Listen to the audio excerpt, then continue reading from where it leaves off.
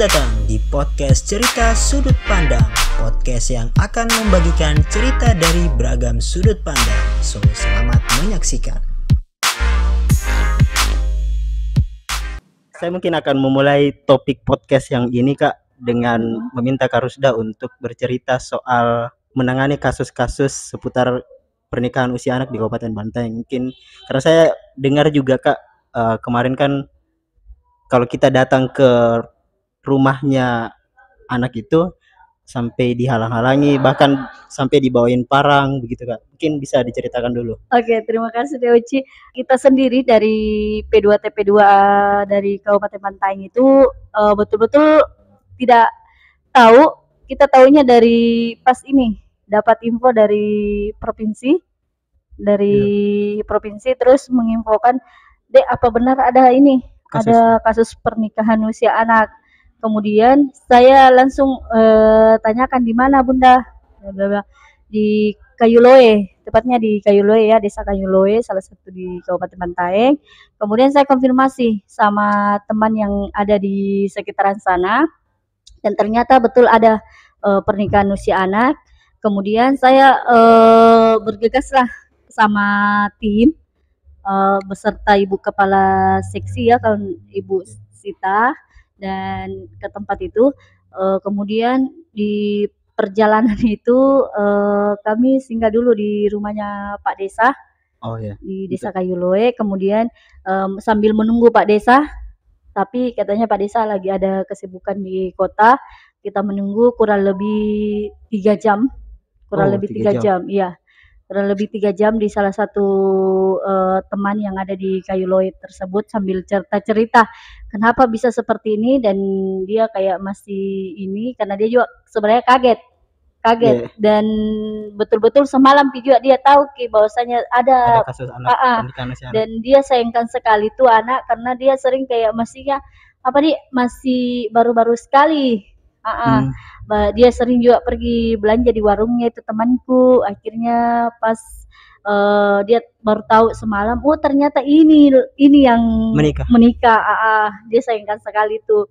Terus selanjutnya sambil ini, karena belum ada konfirmasi dari Pak Desa, langsung bergegas sama teman-teman. Nggak apa-apa jadi ayo Mi, yang jelas ada di situ bendahara desa apa kan namanya itu. Nggak apa-apa kita teman, tapi dia ragu juga.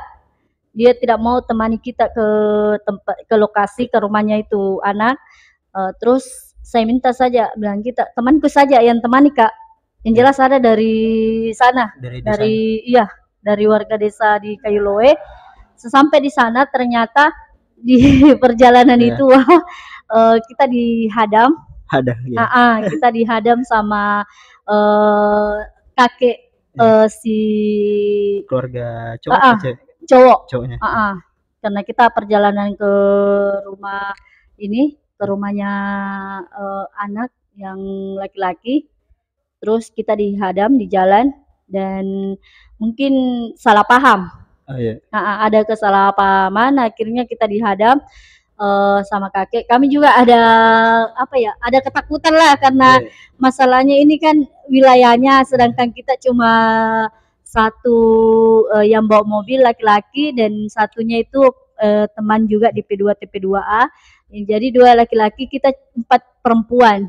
Jadi teman di P2TP2A itu turun dan memberi pemahaman bahwasanya iya Pak, nah, dia bilang kita dari perlindungan anak, dia sampaikan gitu. Jadi dia bilang, iya Pak, kami dari perlindungan anak di Kabupaten Bantaeng. Kan orang di desa itu taunya perlindungan anak, bukan P2TP2A-nya. Iya.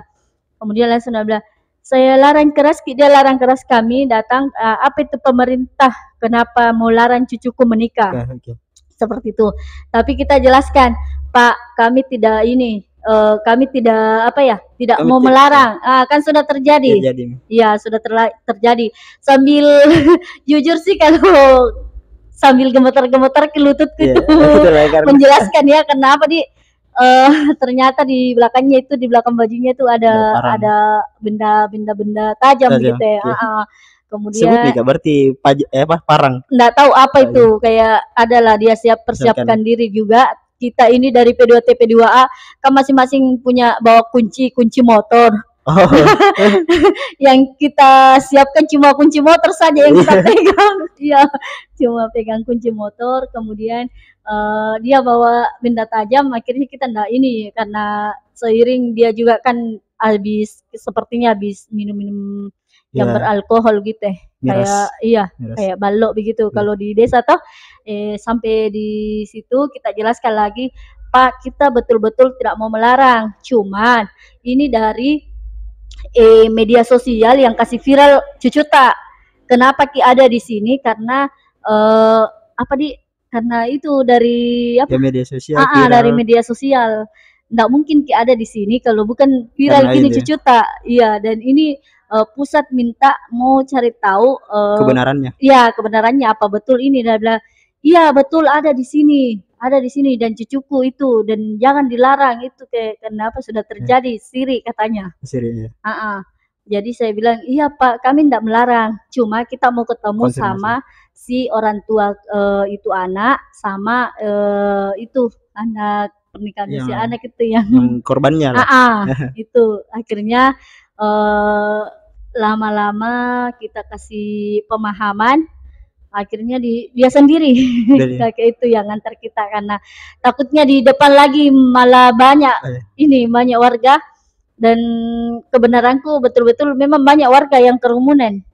Yang kerumuni kami banyak sekali sampai ada yang kan tanjakan itu sampai ada dari bawah dia lari semua, ibu-ibu, anak-anak, kakek-kakek semua lari. Akhirnya kita enggak ini, cuma bilang mohon maaf kita mengganggu waktunya Bu, Bapak sekalian, kita jadi sosialisasi di situ. Sosialisasi bagaimana dampaknya itu pernikahan usia anak. Karena takutnya kenapa viral lagi-lagi viral itu pernikahan usia anak itu dibantai, padahal kita saja tidak tahu kalau ada pernikahan usia anak yang ada di ini karena tidak ada datang ke kantor informasi dari orang di DP3A, tidak ada yang minta surat rekomendasi dispensasi itu. Dispensasi untuk menikah. Iya. Kemudian sesampai di sana itu di rumahnya korban yang pernikahan usia anak yang si laki-laki, alhamdulillah bapaknya terima baik. Terima. Cuma kakek yang ini memang dari agak keras memang. Kakeknya. Kemudian sampai di sana kita sampaikan, kita dari sini dari Dinas Pemberdayaan Perempuan dan Perlindungan Anak, terkhususnya di P2T P2A, P2T P2 itu kita jelaskan seperti itu, dan menyampaikan tabe Pak ini anak tak viral. Kemudian ini kita mau cuma tahu apa dampak dari kenapa bisa terjadi pernikahan usia anak ini. Dia sampaikan nih begini Bu, siapa yang mau dianukan sirinya begitu, kan bahasa Makassar mestinya siapa yang mau dianukan sirinya, karena anakku ini kedapatan di kebun. Di kebun itu didapati entahlah apa yang itu, yang jelas katanya pemahamannya mungkin kalau orang ini ya, orang di desa. Bahasanya di desa mungkin baru pegang tangan dia kira mianu. Ya dia kira ya begitu. Entahlah, kita kan enggak lihat semua, orang cuma keluarganya saja yang lihat. Akhirnya dia bilang bapaknya tanggung jawab karena jadi seiring itu cuma 1 minggu bedanya kayaknya antara uang panai dengan yang menikahnya. Langsung acara. Dan memang banyak katanya warga di sana yang sayangkan untuk karena masih kecil anaknya. Laki-laki itu kan umur 13 tahun.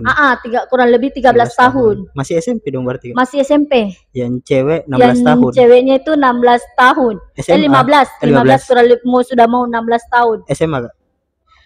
Iya. SMA. SMA. Kemudian kita jelaskan juga ini Anata kenapa ini tidak sekolah kah? Dia bilang tidak sekolah memang Bu, sudah putus sekolah. Jadi kita sampaikan bagaimana kalau seumpamanya nanti Pak, seumpamanya ini Anata kalau mau melanjutkan pendidikannya bisa hubungi kami di P2T P2 untuk nanti P2T P2 membantu untuk memfasilitasi agar bisa melanjutkan pendidikannya.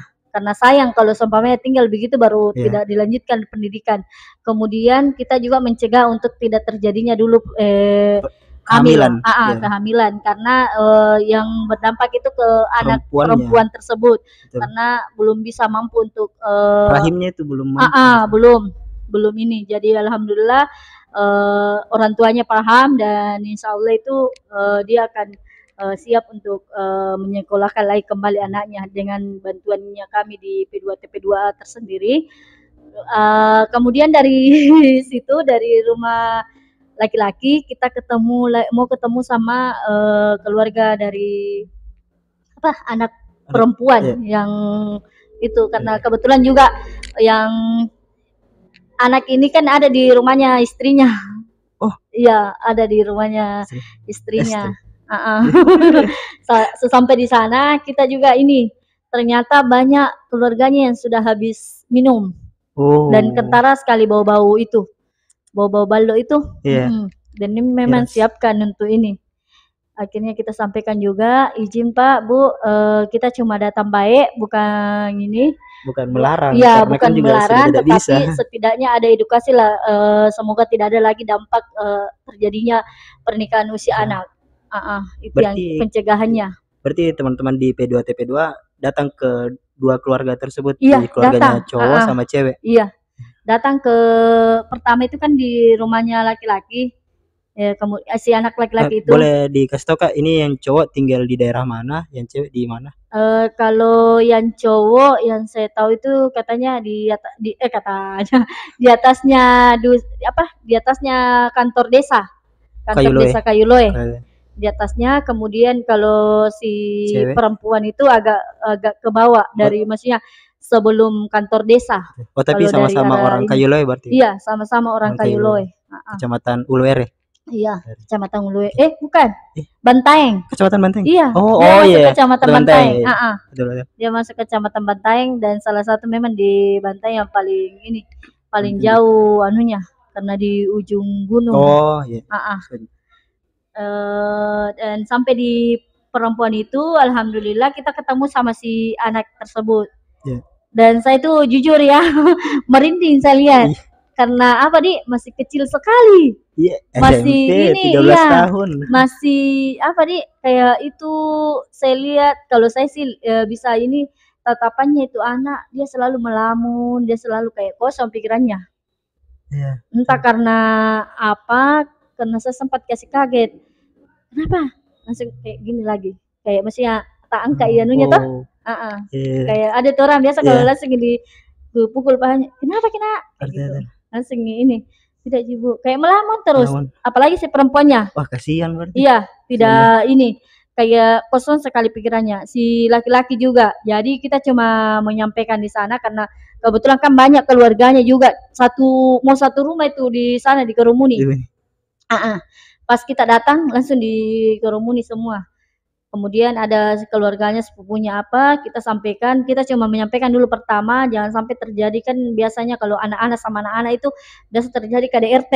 Itu yang kita hindari yang pertama. Jangan sampai kita juga kasih pemahaman sama si anak perempuan dan si anak laki-laki. Kalau begini beda dengan rumah tangga ya, beda dengan pergaulan dengan masih belum berkeluarga dengan yang berkeluarga sekarang. Karena kan juga anak-anak kan emosinya belum stabil tuh kan. Belum stabil itu dalam yang pembentukan juga. Itu yang kita sampaikan. Kalaupun ada semacam kayak terjadi KDRT itu langsung kita sampaikan. Kita itu berhadapan lagi sama saya. Iya, seperti itu. Berarti sempat untuk tukaran kontak. Iya, sempat. Berarti mereka ada kontaknya sama saya ambil kontaknya itu perempuan, yang anak perempuan itu. Kemudian yang di sana juga di rumah laki-laki saya juga ambil kontaknya bapaknya. Berarti kalau sewaktu-waktu ada terjadi masalah antara keduanya bisa saling menghubungi berarti. Itu. Dan sampai di sana kita betul-betul kasih edukasi, pemahaman, semoga tidak ada lagi terjadi seperti itu. Karena kasihan sekali. Kita sampaikan juga sama keluarga di sana, kita lihat apakah tidak miris lihat yang dua anak tersebut ini apa yang dia mau lakukan ini. Dia masih kosong pikirannya, betul-betul kosong, tidak ada ini. Entahlah apa, capek mungkin habis duduk pengantin dan semacam. Terus saya tanyakan juga siapa yang kasih nikah. Kan itu harus saya tahu juga kan. siapa yang kasih nikah, dan yang kasih nikah itu pengakuan dari keluarganya, bapaknya sendiri yang perempuan. Wow. Oh, perempuannya. Iya, bapaknya si perempuan yang kasih nikah itu, 2 orang itu.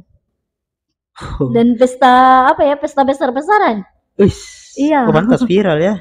Pantas viral. Karena besar. Makanya saya sampaikan, seandainya ada kayak kami ketahui bahwasanya ada mau pernikahan usia anak, mungkin kita kalau sampai dia berbicara soal budaya siri ya. Iya.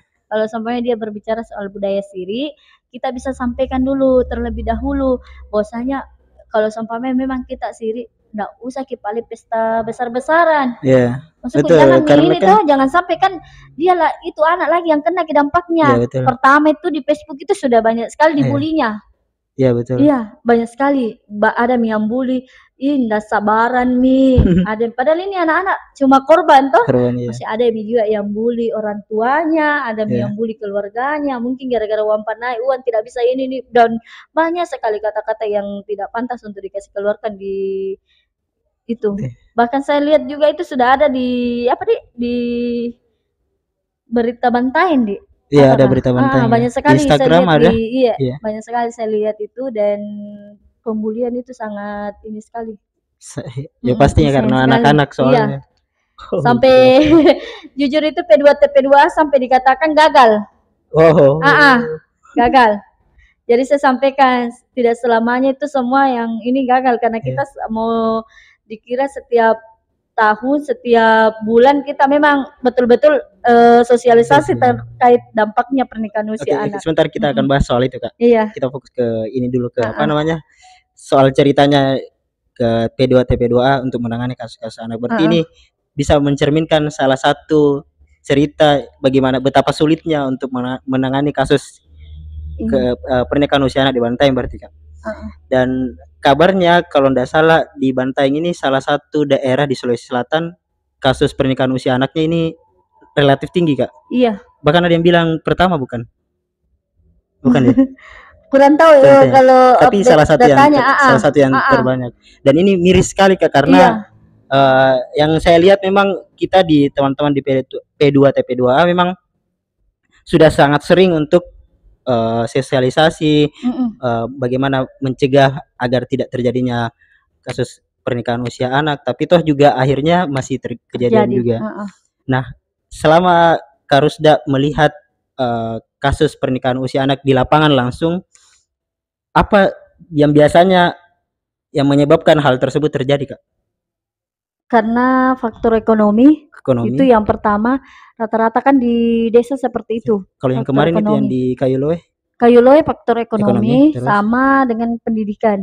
Pendidikannya kurang ini, akhirnya kan mungkin dia kira anaknya sudah tidak sekolah, dan sudah tidak sekolah yang si laki-laki, tidak mau sekolah lagi. Tapi kita upayakan ini, makanya kita sampaikan kemarin, kalau seumpamanya kita sampaikan sama itu anak laki-laki, kalau seumpamanya anak mau sekolah lagi, mau lanjutkan lagi sekolahnya, bisa hubungi kami, jadi saya simpan kontak di situ.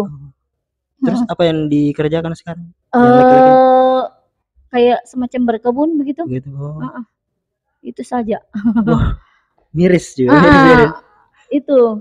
Berarti dua persoalan besarnya itu antara ekonomi sama dengan pendidikan. Iya.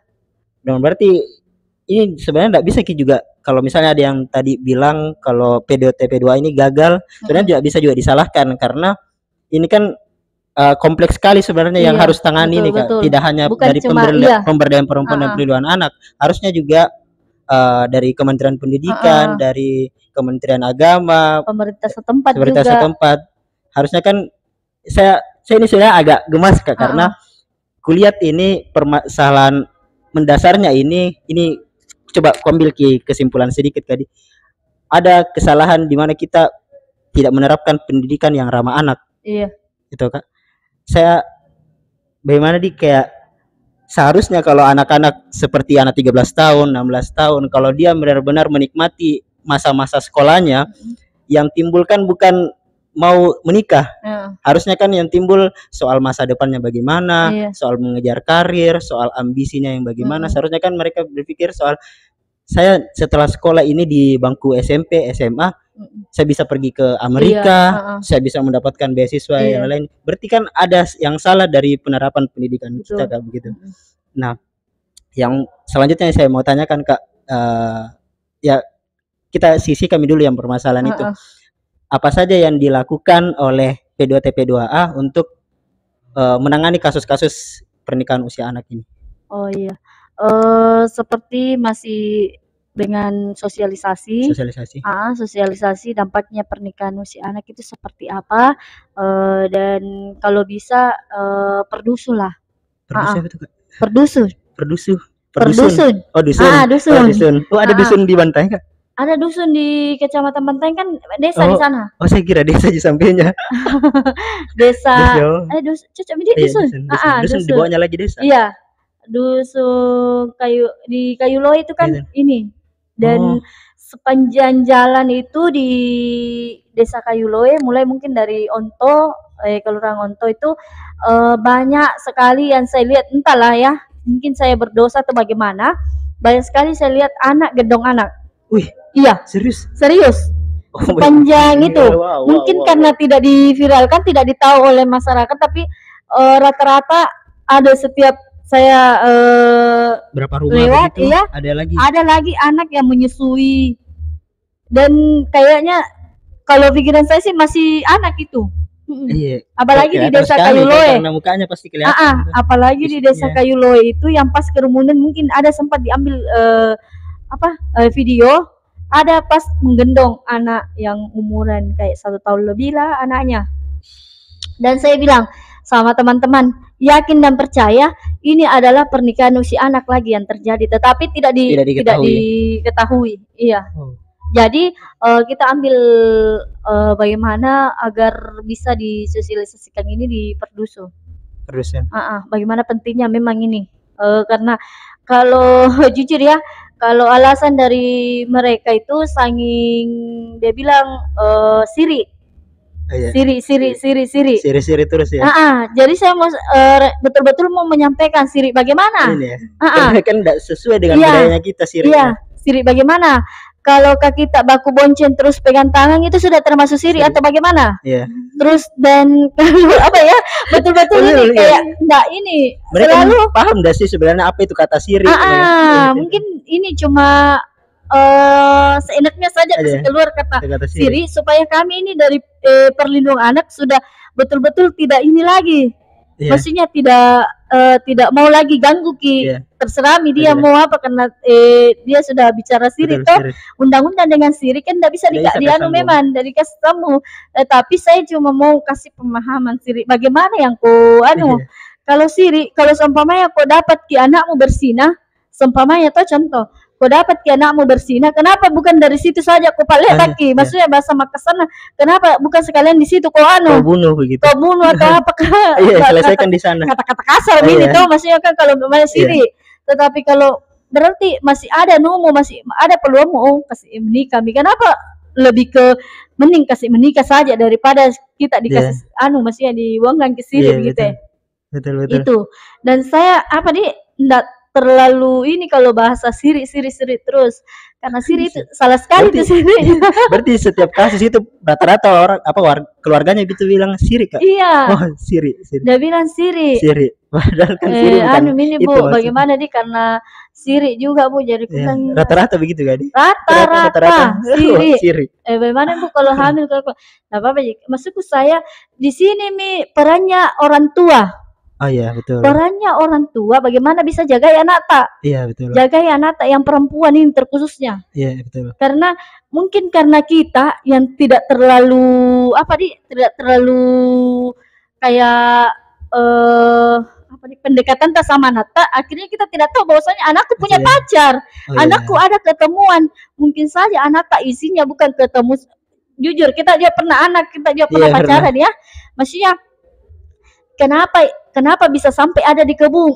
Kenapa ini orang tuanya tidak nak cari apa alasannya nih anak tak sampai bisa diizinkan? Mungkin masukku tidak ada tidak ada tidak ada pengawasan yang kepada anak, kepada anaknya. Mungkin karena dia pikir anakku sudah ini dewasa apa dewasa. Dan kalau memang betul-betul berbicara siri, kenapa kok izinkan anakmu keluar sama laki-laki lain? Iya betul. Toh, kenapa kok tidak jaga anakmu? Kenapa kok tidak betul-betul apa ya seperti itu. Karena madrasah utama itu adalah orang tua. Iya. Betul. Itu kalau saya sih betul-betul miris yang kata-kata siri. Mungkin siri saya tidak apa-apa sampaikan di sini karena rata-rata memang dia nyangkut pautkan siri Bu, siri seperti apa. Jangan sampai salah bilang siri. Siri itu kalau di mentomi itu maksudnya siri malu-malu mentomi kita tidak mau maki, tapi kalau masih ada niat untuk mau nikah kan ujung-ujungnya uang dia dapat. Ujung-ujungnya uang naik dibicarakan. Apalagi kalau sudah bilang siri terus dinikahkan dengan pesta yang besar itu kan. Itu kan sudah tidak kontradiksi betul. Tidak terlalu ini. Itu yang kasih miris kami di ini. Berarti selama ini P2TP2 juga selalu melakukan sosialisasi pencegahan sampai ke tingkat dusun berarti kan? Dan itu bisa dibilang berapa minggu sekali atau bagaimana jangka waktunya itu Kak? Apanya itu? Untuk pencegahannya di desa-desa. Biasanya kalau bisa sih sekarang nanti 2 kali 1 bulan lah. Iya. Kita lihat yang mana betul-betul desa yang berawan. Iya. Itu karena kan tidak semua di Kabupaten Menteng ada seperti itu. Mungkin daerah-daerah yang rawan dengan pernikahan usia anak itu. Dan salah satunya contohnya itu di Desa Kayuloe dulu kita akan gadget betul-betul. Kita akan sosialisasi di dusunnya kalau bisa per dusun dalam 1 kali 1 bulan itu. Kalau bisa juga begini Kak. Ini saranku kalau misalnya minta datanya dari setiap desa, mungkin dari pemerintah desanya untuk data siapa yang warga-warganya yang siapa menikah di bawah umur.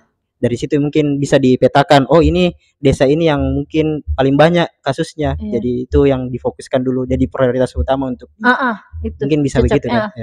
Mungkin begitu juga dulu. Harus memang minta data yang mana yang lebih akurat untuk dianukan disampaikan. Jangan sampai ke sana masuk telinga kanan keluar telinga kiri sama Betul sekali. Sama juga bilang orang-orang gagal gagal. Padahal kan kompleks sebenarnya masalahnya. Betul, bukan cuma kita ini yang gagal, tetapi semua kalau perlu yang bicara gagal juga adalah yang gagal. Iya betul. Karena semua anak adalah anak kita. Pemahaman saya kan seperti itu kalau kita di perlindungan anak.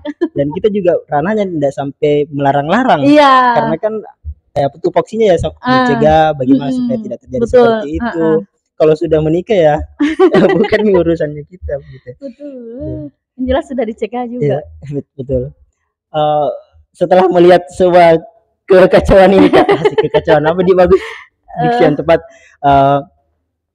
masih ada tidak harapan di masa 5 tahun ke depan, 10 tahun ke depan kasus pernikahan usia anak ini setidaknya diminimalisir dulu, dikurangi dulu perlahan sampai akhirnya tidak ada gitu.